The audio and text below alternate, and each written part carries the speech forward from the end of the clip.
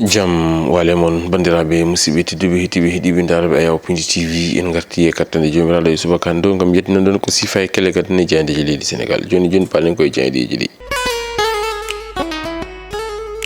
alarba sappo e joyi lewru octobre hitande ujunnaje ɗiɗi nogas joyi ko sifa e kele gadane jeyandeji leydi Sénégal jeyandeji ɗi ɓuuri artude hande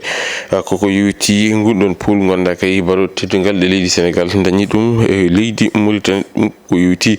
e ɗaftodiral coupe du monde 2026 eɗen puɗɗoro jayde las quotidien hono no waɗiri gardi natal mum hono nden ɗon jayde nde ganduɗa kay kon woni jayde las quotidien ɓe batton ko baro teddugal ɗe leydi Sénégal ɓe ganduɗa kay mbaɗi qualifié hanki ɗum ko caggal pol gungu Sénégal dañi e dow leydi Mauritanie ɓe mbi ko les lions résistent fort holno ɓe mbiri ɗum kollitande ko baroɗe ɗe hanki kolliti mbaw ko men no fewi toon to dingaral ngal maître Abdoulaye Wade to jamñajo kona ɗum ko kam musidɓe jeeni ko ɓe garti on ɗon rafi beteɗo baledi rift ɓe kolliti yimɓe nogas kawri e ladial e on ɗon rafi hono no wiri e jayde las quotidien jayde record quotidien arti ko e ngun ɗon polgo ha joni kañumne ɓe kolliti kay Sénégal waɗi ko wiyete ko embarqué e destination muɗum noon ko toon to dowlaji e dentuɗi hono no wiri e jayde mbatton natal Sadio Mané wondude e Iliman Ndiaye mone mabɓe kala nana sumba ene Sadio ene holla ko woni ko weltare muɗum ɗum ko caggal nde Sénégal fooli on ɗon kippo mo leydi Mauritanie ɓe mbita nde ko Sadio Mané ko kam kay woni héros e ñalawma hanki o hono no wiri e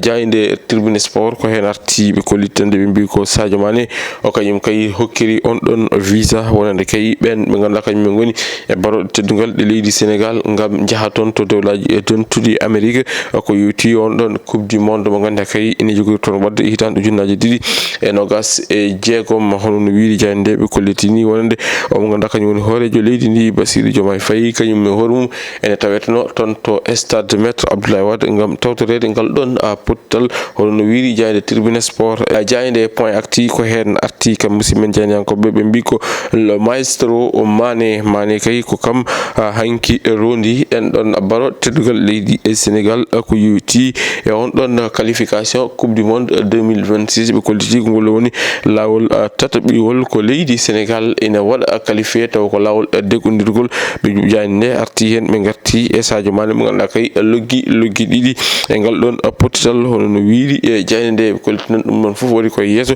tawtorede hoorejo leydi ndi e Bassirou Diomaye e Diakhar Faye jayde Walf Quotidien kañum ko hen arti ɓe mbiten nde ko Sénégal nayyi ɓe ganduɗa kañum goni leydi Mauritanie 0 ko ɗum jeeyi sababu ɓe mbatton natal Sadio Mané wondude e fettoɓe leydi Sénégal keppu gendijo ɓe mbita nde ko hello Amérique woni tan Amérique min hamini min gari hono ɓe mbaɗiri e gardidi e natal mabɓe kam musidɓe jeeniyankoɓe ko alum koɓe garti e omo ganduɗa kañum woni Amadou Ba kam e omo ganduɗa ko kam woni Karim Wade e nde ɗon deƴƴere ganduɗa kay ene deeƴi ɗum hono no jayde nde waɗiri e gardidi natal muɗum jayde Sud Quotidien o arti kañum koye ngal ɗon pottal ngal ganduɗa kay leydi Sénégal e leydi Mauritanie mbaddi ɗum hanki toon to dingaral ngal maître Abdoulaye Wade ɓe mbita nde ko Sénégal caggal nde fooli leydi Mauritanie loggi nayyi e ndigga ene wonta nde visa dewlaji dontuɗi ɗum heɓama caggal 2018 2022 2026 ngol woɗi lawol tataɓiwol deggodirgol ko leydi Sénégal e waɗa qualifié e on ɗon coupe monto ko laabi tati e deggodirɗi hono no jayde nde waɗiri e gardidi natal muɗum jayde quotidien le quotidien ko hen arti ɓe mbitan nde ko football ɓe ganduɗa kañum goni baro teddugal leydi Sénégal kañumen kay mbaɗi qualifié e on ɗon coupe du monde 2026 ɓe mbitan nde visa dewlaji dentude Amérique wonde kay ɗum ɗon heɓama tawa ko ngal ɗon pottal ngal ganduɗa kay waɗi hakkude leydi e Sénégal kam e leydi Mauritanie hono no musidɓe jeeniyankoɓe mbaɗiri ɓe garti e on ɗon victoire pattam lamijo mo ganduɗa kay keppu gendijo mo leydi Sénégal heeɓi ɗum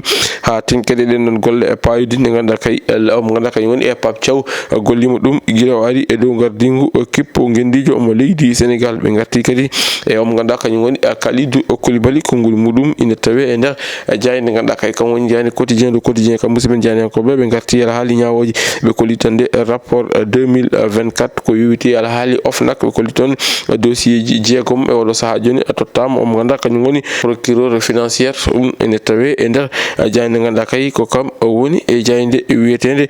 jayde la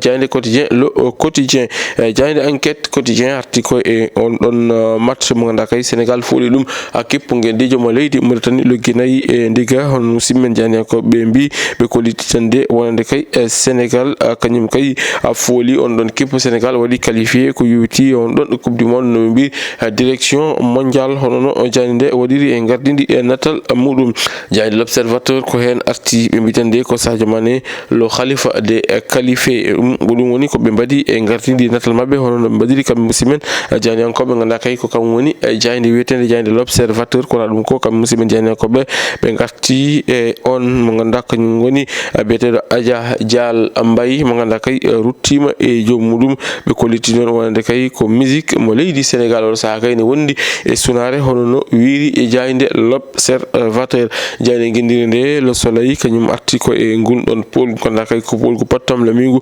leydi Sénégal heeɓi ɗum e dow leydi e Mauritanie honno mbiri logginayi e ndigga ɓe gayni ɓe mbi dewlaji dontuɗi min gari e dow mon hamini ɗum ko caggal ngal ɗon pottal ngal ganduɗa kay hoorejo leydi ndi tawtornomo ɗum toon to stade maître Abdoulaye Wade caggal nde ɗen ɗon baɗoɗe teddugal leydi Sénégal pooli on ɗon kippo guendijo mo leydi Mauritanie hono no wiiri jayde e guendire nde jayde le soleil jayde la tribune kañum coftal ɓalli waƴani ɗum arti ko ala haali goja ɓesguli ɗi kono ɗum ko kam musidmen e janiyankoɓe ɓe garti e on ɗon mo ganduɗa kay ko kam woni Dial Mbaye ɓe mbitande ko Dial Mbaye nottotima jomiraɗo on ɗon légende ko yuti e musique sénégalaise hono no waɗiri jayde ganduɗa kay kam woni e jayde la tribune jayde ganduɗa kañum woni Rewmi quotidien jayde Rewmi quotidien kañum arti ko e ko yuti on ɗon rafi mbiyeteɗo la vallée du Rift mo ganduɗa kay oɗo saaha joni nene jokki lawlawde nder leydi ndi ɓe kolliti yimɓe nogas kawri e leƴal e on ɗon rafi ko ina tolni e temedere capanɗe jeeɗiɗi e goho ina gondi